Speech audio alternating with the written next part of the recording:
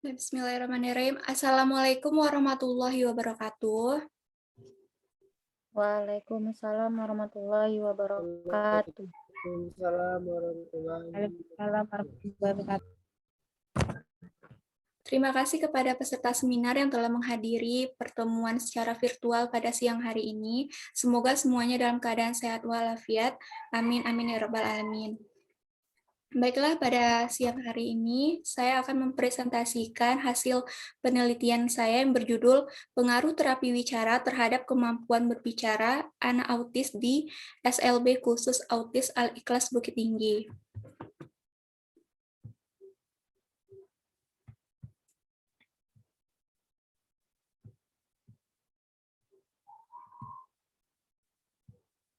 Yang pertama yaitu pendahuluan. Latar belakang masalah pada penelitian ini yaitu anak autis pada umumnya memiliki keterbatasan dalam perbendaharaan kata, sehingga anak autis memiliki kesulitan dalam berkomunikasi, terutama untuk mengungkapkan apa yang ada di benak anak autis itu sendiri. Oleh karena itu, anak autis cenderung memendam dan menunggu adanya pancingan dari orang lain untuk mengungkapkan apa yang ada di benaknya. Jadi, salah satu terapi dalam peningkatan kemampuan berbicara pada anak autis adalah terapi wicara. Terapi wicara merupakan terapi yang digunakan untuk mengatasi masalah bicara, khususnya pada anak. Terapi wicara bertujuan untuk meningkatkan kemampuan bicara dan mengekspresikan bahasa pada anak. Selain bahasa yang bersifat verbal, terapi ini juga melatih bentuk bahasa nonverbal. Terapi wicara sendiri mengembangkan dua hal untuk hasil optimalnya. Yang pertama yaitu mengoptimalkan koordinasi mulut agar dapat menghasilkan suara untuk membentuk kata-kata. Olah mulut ini merupakan tahapan yang cukup tinggi. Tujuannya agar pasien atau anak autis tersebut bisa membuat kalimat yang lancar, artikulasi yang jelas, dan volume suara yang cukup. Selanjutnya, tujuan penelitian. Penelitian ini bertujuan untuk mendeskripsikan bagaimana pengaruh terapi wicara terhadap kemampuan berbicara anak autis di SLB Khusus Autis Al-Ikhlas Bukit Tinggi.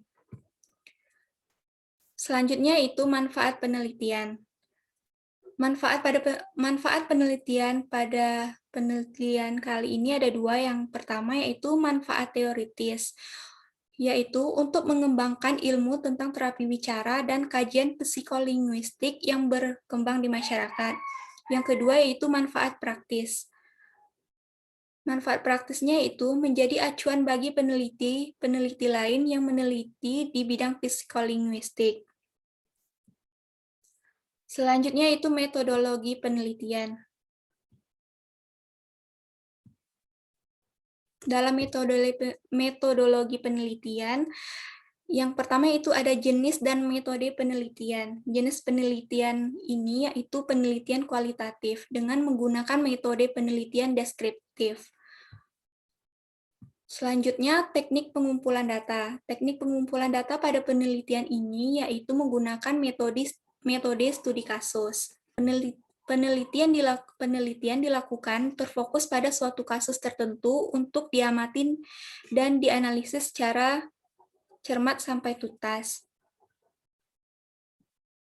Selanjutnya yaitu teknik analisis data. Jenis data dalam penelitian ini adalah yang pertama data primer dan data sekunder. Data primer diperoleh dalam bentuk verbal atau kata-kata dari perilaku dan data primer diperoleh dalam bentuk verbal atau kata-kata dan perilaku dari subjek atau informal yang berkaitan dengan pelaksanaan terapi wicara terhadap anak autis.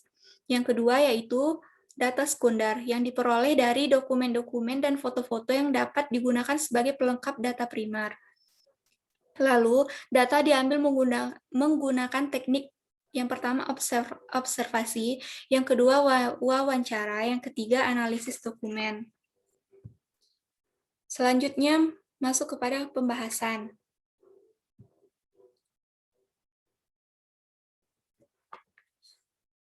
Penelitian yang relevan dengan penelitian ini yaitu Penelitian yang dilakukan oleh Mareike, JC, dan Noviana D. pada tahun 2019 yang berjudul Efektivitas Terapi Applied Behavior Analysis atau EBA terhadap perkembangan bahasa anak berkebutuhan khusus. Jurnal ini telah terbit di Jurnal Cakrawala Pendas pada volume 5 nomor 2 halaman 105 sampai 109. Selanjutnya memasuki pada hasil penelitian. Anak autis adalah anak yang mengalami gangguan perkembangan syaraf terhadap kemampuan berkomunikasi dan berinteraksi dengan orang-orang di sekitarnya. Gangguan ini dapat berpengaruh terhadap kemampuan berbahasa sang anak. Untuk itu, salah satu cara mengatasi adalah dengan melakukan terapi wicara. Terapi wicara merupakan terapi guna untuk melatih kemampuan anak dalam menyampaikan informasi melalui komunikasi verbal atau nonverbal menggunakan media linguistik.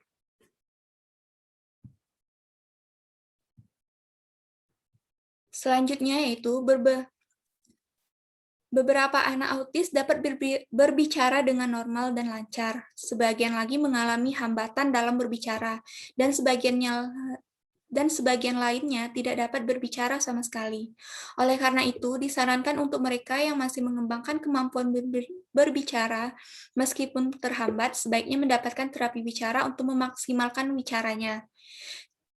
Tindakan yang dilakukan dalam terapi wicara pada penelitian ini yaitu guru menggunakan gambar atau tulisan yang dapat mewakili konsonan tertentu. Kemudian, anak diminta untuk menyebutkan dan mengulangi kembali apa yang dilihatnya. Dengan begitu, anak akan terbiasa dengan tampilan gambar yang dilihat, kemudian dia mengingatnya, dan dia mengulangi kembali percakapan tersebut. Selanjutnya, menggunakan cara yang kedua yaitu menggunakan isyarat sambil mengucapkan kata-kata dengan jelas, perlahan, dan konsisten. Seperti misalnya guru ingin mengajarkan kata baju. Guru menyebutkan kata baju setiap kali guru memegang benda tersebut. Jadi setiap guru memegang baju tersebut, guru menyebutkan ini baju. Jadi anak autis tersebut merekam dan mengingatnya kalau yang dipegang guru tersebut adalah baju. Jadi sehingga dia dapat mengulanginya kalau itu adalah baju. Jadi jangan menggunakan kata pakaian. Meskipun artinya sama, tetapi yang mereka ingat adalah baju. Jadi tetap konsisten pada kata baju sehingga mereka mudah mengenali benda tersebut.